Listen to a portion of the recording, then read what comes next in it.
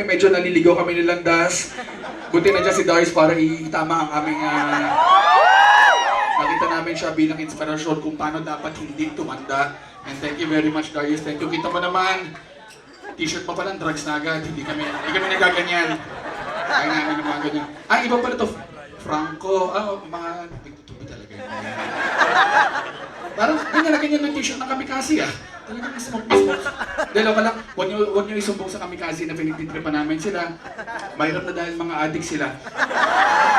At alam po nila yung mga bahay namin.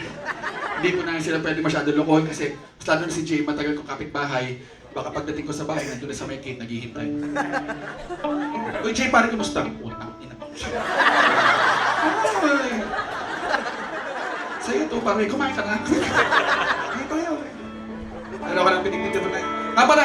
Pare, sa December 10, last week na naman kami guys.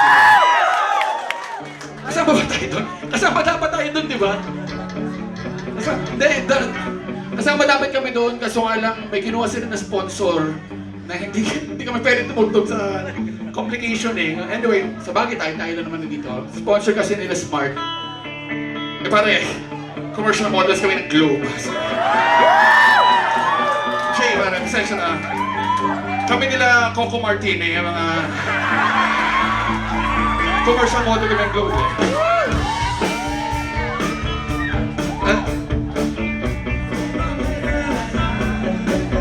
Ganda.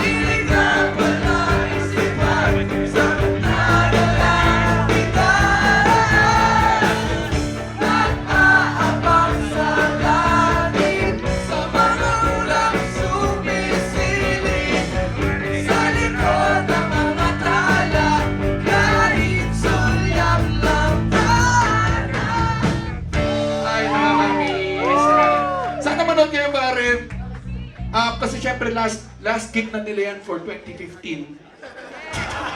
Isang buwan na pala wala no? January na yung next gig nila. So, medyo matatagalan. Lang. Hanapin nyo. O, bahala kung hanapin nyo. Hindi po totoo na nagre-record sila ng album. Secret lang yun. Secret lang yun. Disband na po talaga sila kunyari. At sana... Hindi, pare! Sinabi naman nila, hindi sila magdidisband. Para kailangan lang nila magpahinga.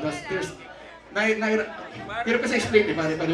Yung drummer, may bagong panganak. Nanganak yung drummer. Nanganak siya. Buong time, kalatapat lang. So, may bagong anak yung drummer. Tapos, yung bassist nila, yung asawa, and yung anak niya, tiga Baguio. So, ang hirap magbalik-balik. Sino ba? Si Jomal muna, may restaurant. At may iba siyang banda, so kailangan niya matututukan. Si Led, mayaman niya may asawa, so hindi niya kailangan magbanda. Na vocalista ng Moonstar 88. So, ba't pa siya magbabanda? Mayaman naman yung vocalista niya. Tapos si Jay, maghihintay lang na magbuo ulit. Upo lang siya doon. Tagal pa ng January. Nood muna akong TV. Tayo muna siya. Shit, saan na ginagawa mo? Dahil ako lang, disband. Naunahan lang kami, magdi-disband dapat kami. Masama lang, nung nalaman namin na magdi-disband sila, ibang sabihin, gumaya lang kami. Wala kaming choice, tuloy na lang natin to. Dalawa ko lang, hindi kami magdi-disband, parokya, hindi talaga. Pwede, siguro, ganun katatag yung alam namin sa bahan. Alam namin it will be maybe a year or more bago makabalik si Buhay. Para alam namin na babalik siya at tuloy pa rin yung pagbabanda. Kung hindi man siya bumalik, pare siya pa rin yung nagre-record eh. Pag nagre-record kami ng album, nag-i-email siya. Hindi siya marunong mag-email, pero pinipilit niya. Medyo nag-delay. Pero kami pa rin yan. Si Vinci, sa katunayan, hindi na siya nakakatugtog. Pero ngayon lang nasa European tour siya mag-isa. Di ko alam kung ano ginagawa niya doon. Pero siya pa rin, kasama pa rin siya sa album, and may mga gagawin pa rin, may mga projects. Nakakatawa nga kasi tumigil siya sa parokya, ayaw niya na tumugtog. After a month, naglabas sila ng single ni Glock 9. Gusto mo ba tumugtog? Then, nahirapan na siya sa schedule kasi pare, sa mga di alam, no, si Vince, aside from the band, meron siyang business, and aside from that, meron siyang school for special needs children.